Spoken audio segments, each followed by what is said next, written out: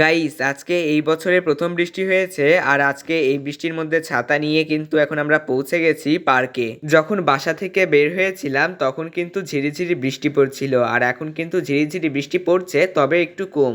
আর এই বৃষ্টির মধ্যেও পার্কের পরিবেশটা কিন্তু অনেক বেশি সুন্দর, যা আপনারা ভিডিওতে দেখতেই পারছেন। এখন আমরা যে কারণে পার্কে এসেছি সেটা হলো ফুল নিতে আর একটু ঘুরতেও। পার্কে দুইটা পলাশ ফুলের গাছ আছে, একটা ছোট আর একটা হচ্ছে বড়। আর আমরা কিন্তু ছোট গাছ থেকে পলাশ ফুল পেরেছি, দুইটা গাছে কিন্তু অফুরন্ত পলাশ ফুল ফুটেছে। কয়েকদিন আগে যখন সরস্বতী পূজা ছিল তখনও কিন্তু এত পলাশ ফুল ফুটেনি যত এখন ফুটছে।